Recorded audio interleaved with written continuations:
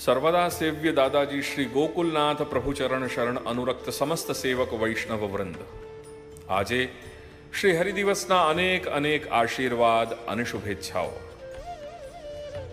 શ્રી પુરુષોત્તમ ચરણ આજ્ઞા કરે છે કે બ્રહ્મવૈવર્ત પુરાણમાં ભગવદીયા પૃથ્વી શ્રી બ્રહ્માજીને કહે છે કે હે બ્રહ્મદેવ, કલ્યાણ સિદ્ધ કરનારા મંગલ સ્વરૂપ ભગવાન શ્રી હરિના નામને જે લોકો વેચી રહ્યા છે તેઓના ભારથી હું પીડિત થઈ ગઈ છું. તેમજ ત્યાં જ શ્રી ભગવાને શ્રી નંદ બાવાને પ્રત્યે કહેલા વચન પણ રહેલા છે.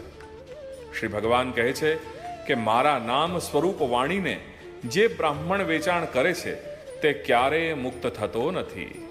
આ વાત સુનિશ્ચિત છે. એટલું જ નહીં, પરંતુ અંત સમયે મોક્ષ આપનારું મારું નામ સ્મરણ પણ એવા નામ વેચાણ કરનારને મોક્ષ આપતું નથી.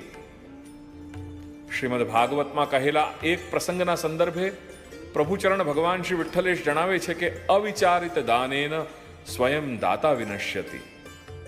એટલે પાત્ર અપાત્રનો સરખો વિચાર કરીને જે કાંઈ પણ દાન આપવું જોઈએ તેમાં પણ શ્રી કૃષ્ણ નામનું દાન કરતા પહેલા આ બાબતની કાળજી રાખીને જ દાન કરવું જોઈએ.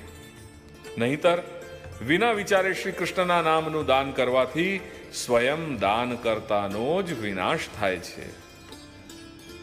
આ સંદર્ભમાં એક અન્ય તથ્યનું પણ સ્મરણ કરી લેવું જોઈએ કે વેદશાસ્ત્ર પ્રમાણે સંપ્રદાયગત ભગવાન નામ સ્વરૂપ દીક્ષા મંત્ર બ્રહ્મ વિદ્યા કહેવાય છે. આ બ્રહ્મ વિદ્યા સ્વરૂપ મંત્ર ગ્રહણ કર્યા પછી શ્રી ગુરુચરણો પાસે મળતું સમસ્ત શિક્ષણ દીક્ષા મંત્રમાં રહેલા બીજરૂપ અલૌકિક જ્ઞાનનો વિસ્તાર હોય છે.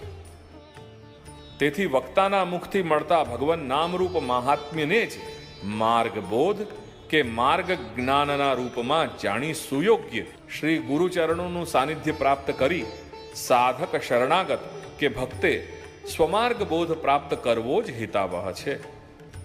તેથી આવો શ્રી ગોકુલનાથ પ્રભુચરણ શરણ અનુરક્ત સમસ્ત સેવક વૈષ્ણવજન, આગળની કેટલીક કડીઓમાં આપણા પોતાના હિત અહિતની દૃષ્ટિએ શ્રી મહાપ્રભુની વાણીમાં રહેલા વક્તા અને શ્રોતાના સ્વરૂપ બાબતે કેટલીક આવશ્યક વાતોને જાણવાનો નિશ્ચય કરી લઈએ.